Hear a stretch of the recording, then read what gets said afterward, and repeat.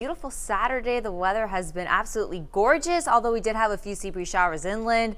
Other than that, looking great. This bird right here also enjoying the views from the airport looking out to the east. But there's a shower activity we had earlier developed along a sea breeze, especially along the Treasure Coast. So that's where we did see most of that shower activity. Now it's starting to dwindle down, left behind with a few light sprinkles there off to the east of Pahokee. These showers moving northward, and just a light shower there off to the west of Belle Glade. But dry conditions along our coastal area. So looking good if you have any plans throughout the next couple of hours. But different story for tomorrow, especially early on in the day.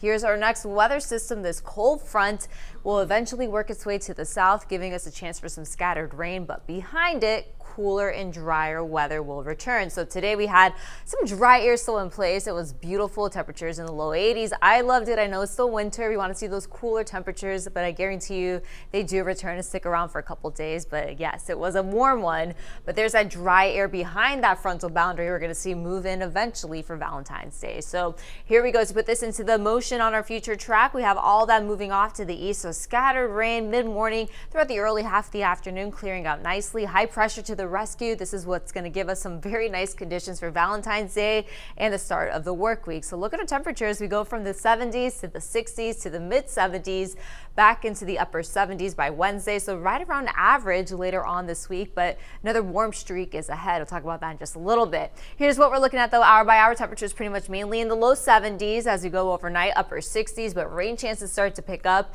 So again, as I mentioned, we do expect to see a little bit of a wetter start there for your Sunday. So here's a look at the rest of your evening. A few spotty showers, mainly inland, can't be rolled out, and those do stay west of the turnpike and interstate there. But as we go into the early morning hours, we're talking 8 o'clock to 9 o'clock. Can't roll a thing, maybe isolated shower or two popping up near maybe Jupiter, pushing offshore. But here's the main event. This will start to begin to push through starting at around 11 o'clock in the morning from Okeechobee County, extending into Marin County. I have my dog's birthday party at 11 a.m. in Jupiter Beach, so it looks like we might get a little rained out there. Might have to reschedule, but you get the gist of it. We're expecting some scattered rain and showers to push off to the east, and that'll last throughout your mid-morning, clearing out by the later second half of the afternoon. So it's not going to be an all-day rain event, but we also can't rule out seeing maybe a strong thunderstorm or two also in the forecast. But hey, earlier today, beautiful day in West Palm Beach, 83 degrees. That was our high.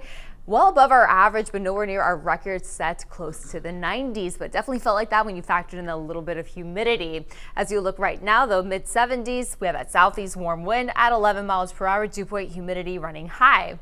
As you go overnight, we can't rule out seeing maybe a little bit of patchy fog developing into the overnight hours into tomorrow morning, but mostly looking at those lingering clouds. Stray shower too, mainly inland, but warm when you wake up, especially along the coast, upper 60s from Jupiter down to Boca Raton, and then afternoon highs ranging from the mid 70s. Of course, when the rain moves in, it's going to keep things a little bit cooler. You're going to notice breezy at times, but then we do clear out very nicely throughout the evening, and then that cooler weather settling in. So beach and boating conditions, again, all that rain you're going to have is going to eventually work its way into the Atlantic. So storms offshore, winds out of the northwest at around 10 knots, seas running at 1 to 3 feet. So here's a look at our next several days. We're going to see temperatures for your Sunday, mid 70s.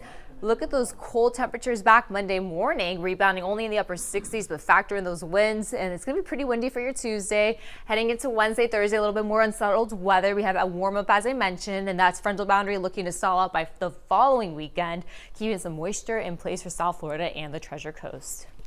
All right, Brooke.